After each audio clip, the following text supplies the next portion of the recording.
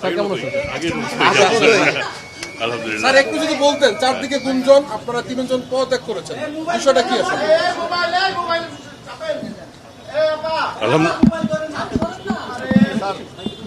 আলহামদুলিল্লাহ, আমরা তিনজন, আমাদের যে কমিশন, এই কমিশনের 3 সদস্য আমরা পদত্যাগ করেছি।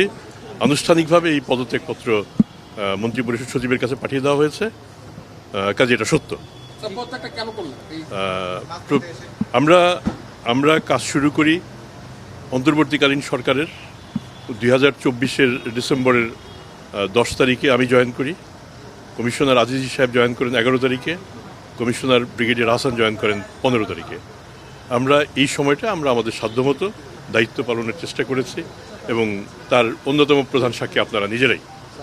আমরা আপনাদের পরিপূর্ণ সহযোগিতা পেয়েছি এবং আমরা এই জন্য বিশেষভাবে as you are the whistle blower for us, আমরা আপনাদের কাছে কৃতজ্ঞতা প্রকাশ করছি। আমরা অন্তর্বর্তীকালীন সরকারের বাকি অংশটুকু আমরা পুরো করেছি এবং নতুন নির্বাচিত সরকার আসার পর আমরা আমাদের 14তম দিনে আমরা পদত্যাগ করেছি। আমাদের পদত্যাগের বিশেষ কোনো কারণ নেই। আমরা অনুভব করেছি যে এই পরিবর্তনের পর নির্বাচিত যে সরকার, সেই সরকারেরও প্রত্যাশা রয়েছে। সরকার তার সেই প্রত্যাশা মিট আপ করার জন্য নিশ্চয়ই আমাদের চেয়ে অধিকতর যোগ্য কমিশন এখানে স্থাপন করবেন এবং তাতে দুর্নীতি দমন কমিশন যেমন ভালো হবে, রাষ্ট্রেরও আমি বিশ্বাস করি উপকার হবে এবং সেটা আপনারা নিজেরা নিশ্চয়ই দেখবেন। আমরা এই যে বাড়তি এই নতুন সরকারের সময় যে অংশটুকু কাজ করতে পেরেছি, সেই জন্য আমরা সরকারের কাছে কৃতজ্ঞতা জানাচ্ছি। স্যার আপনি বলেছিলেন দুদকের, মানে একটু ভিন্নভাবে বলি, দুদকের নকদাক ছাড় হচ্ছে। এর আগে একজন কমিশনার চেয়ারম্যান বলেছিলেন দুদকের নকদাক নাই। আপনি এই কদিনে কি দেখেন দুদককে আসলে নকদাক? আমার এটার বিচার করার মালিক আপনারা ভালো বুঝতে পারবেন আমাদের এতদিন নকদাত ছিল কি ছিল না।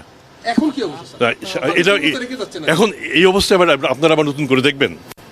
আমরা যে সময়টুকু ছিলাম, যে সময়টুকু আমাদের দায়িত্ব ছিল, আমরা আমাদের দায়িত্ব পালন করার আপ্রাণ চেষ্টা করেছি এবং সেটা সাক্ষ্য আপনারাই দিচ্ছেন।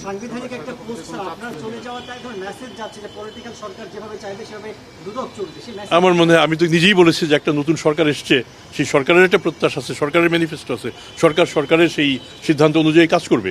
এটাতে তো আমি অন্য ব্যত্যয় কিছু দেখছি না। স্যার আপনাদের পদটা তো স্যার আইন দ্বারা প্রতিষ্ঠিত একটি পদ। হ্যাঁ, এই পদে আপনাদেরকে কি কোনো জায়গা থেকে আমরা আমার মনে হয় আমাদের এইভাবে দেখতে হবে ব্যাপারটা। চলেন আমরা সেভাবে কেন চিন্তা করি। একটা নতুন সরকারের প্রত্যাশা থাকতেই তো পারে এবং আমাদেরও তো একটা অনুভূতি থাকতে পারে। আমরা অনুভব করেছি যে এখন আমাদের চেয়ে অধিকতর যোগ্য লোকের কাজ করা প্রয়োজন। অনেক ধন্যবাদ, অনেক ধন্যবাদ। আমি আপনাদের জনস্বার্থে আমরা করেছি, জনস্বার্থে।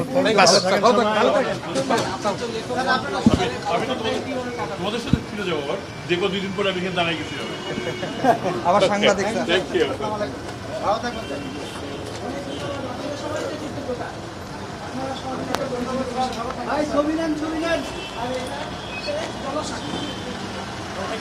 এটুকু মনে রাখবেন, জনস্বার্থে আমরা যা করেছি জনস্বার্থে।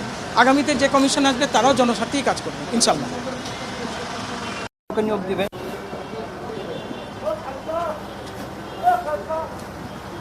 এই লাইনটা কোন সরকারের প্রত্যাশা আছে? আচ্ছা এটা বলছে না নতুন সরকারের প্রত্যাশা আছে, তারা কারো যোগ্য, কারো কোনো পেশন না, নতুন